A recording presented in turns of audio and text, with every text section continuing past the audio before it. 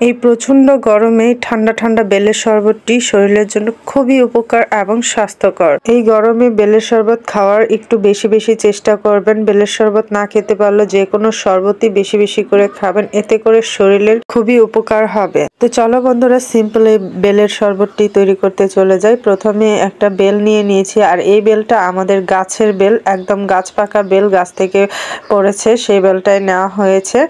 তো এটা ভীষণ ভালো, এই বেলটা খুবই মিষ্টি, এর ভিতরে যে পিচ্ছিল জাতীয় যেই বিচিগুলা থাকে ওগুলা নেই। তো এই বেলটা খুব বড়, তো এই পুরোটা বেলের শরবত বানাবো না, এখান থেকে অর্ধেকটা নিব।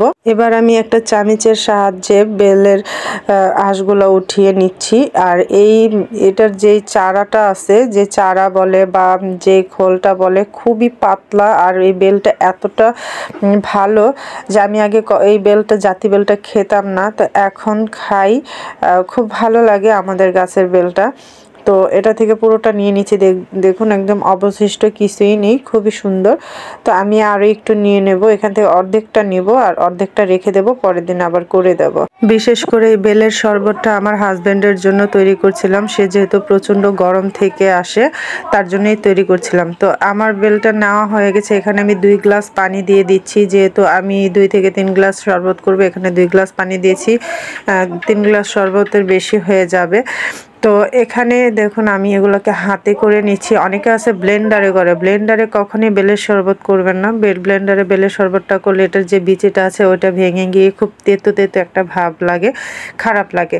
তো আমি মনে করি বেলের শরবতটা এরকম ব্লেন্ডারে না করে হাতে করলে সেটাই ভালো। তো এবার আমার বেলের শরবতটা প্রায় তৈরি হয়ে গেছে। এর ভিতর থেকে যেই ছাকা বা বিচিগুলো আছে এগুলোকে ভালো করে আমি পরিষ্কার করে নিচ্ছি। আপনারা চাইলে চালনি দিয়ে বা কিছু দিয়ে এটাকে ভালো করে ছেঁকে নিতে পারেন। তো আমার ঘরে এরকম দানা দানাটাই পছন্দ করে, ছেঁকে নেওয়ার প্রয়োজন নাই। এবার এই বেলটা এমনিতে অনেক মিষ্টি, তারপরেও যেহেতু 2 থেকে 3 গ্লাস শরবত করবো, এর মধ্যে 2 টেবিল চামচ চিনি দিয়ে দিয়েছি সামান্য মিষ্টির জন্য। আর এখানে বিট লবণ দিয়ে দিয়েছি 1/2 চা চামচ। এটাকে দিয়ে ভালো করে মিশিয়ে আমি এটাকে তৈরি করে নিচ্ছি। বিট লবণ দেওয়ার কারণে সুন্দর একটা স্মেল আসবে শরবত থেকে, মানে খুব গ্রানটা আমার কাছে ভালো লাগে।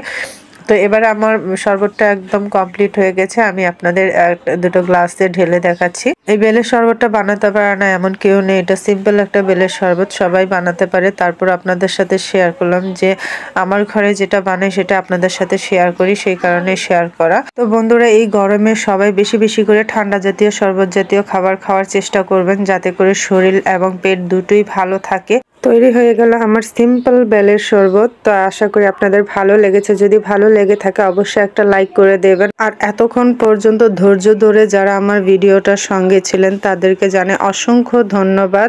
তো আজকের জন্য এই পর্যন্তই ছিল, আবারও পরবর্তী ভিডিওতে দেখা হবে। ততক্ষণ পর্যন্ত ভালো থাকবেন। আল্লাহ হাফেজ।